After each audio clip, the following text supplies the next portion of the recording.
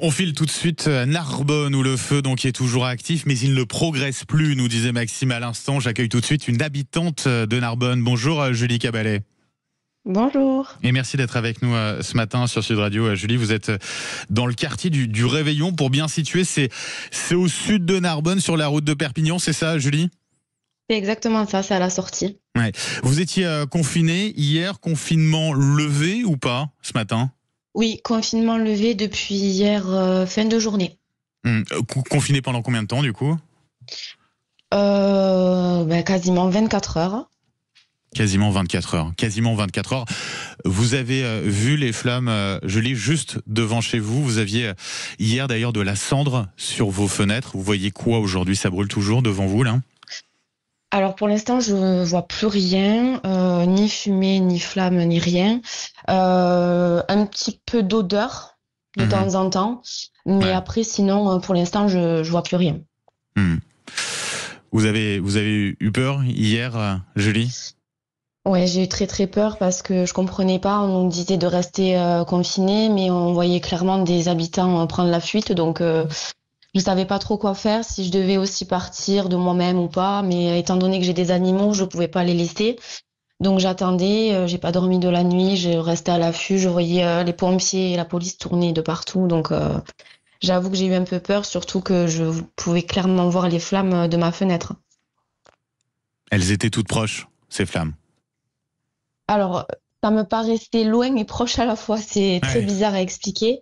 Mais au fur et à mesure que je regardais, j'avais l'impression que ça a gagné du terrain, quoi. Donc, c'est vrai que c'était très flippant. Flippant, peur, stress, Ouais. et puis sentiment, j'imagine aussi, Julie, d'impuissance totale. Ben, c'est ça, c'est qu'on n'a pas le contrôle. Donc, on se dit, on n'a plus qu'à attendre. Et puis, finalement, quand on voit que ça progresse, on se dit, mince, là, ça commence à être chaud, qu'est-ce qu'on fait, quoi? Donc, c'est très compliqué. Même mes voisins Hmm. n'ont pas pu rentrer chez eux. J'ai dû escalader chez ma voisine pour récupérer sa chienne au cas où on doive évacuer les lieux. Enfin, ça a été quand même assez très stressant. Qu'est-ce que vous avez fait depuis la levée du confinement, Julie, depuis hier? Vous êtes sortie ou pas? Qu'est-ce que j'ai fait? Oui, je suis sortie, mais pas très longtemps. Il m'a fallu aller chez les vétérinaires chercher des médicaments pour mon chien et après je suis vite revenue. Mais bon, c'était très compliqué pour revenir. C'était la panique dans tout Narbonne, donc Ouais. j'ai mis 1 heure à peu près avant de Hmm. pouvoir rentrer chez moi. Je crois savoir, Julie, que vous avez un institut de beauté dans ce même quartier du Réveillon, donc au sud de Narbonne. Est-ce que vous savez s'il a été touché par les flammes? Alors non, puisque mon institut est à mon domicile. D'accord, ok. D'accord. Bon, bah voilà pour la précision. La précision, les prochaines heures, vous savez ce que ça va donner. Vous vous préparez comment, Julie? Là, pour l'instant, je suis pas plus inquiète que ça. J'attends juste, Ouais. je suis l'évolution. Hmm. Ce qui est bien, c'est que le vent est tombé, puisque Ouais. à Narbonne, on a beaucoup de vent toute l'année, Ouais. et notamment pendant ces 2 jours, c'était un vent de folie.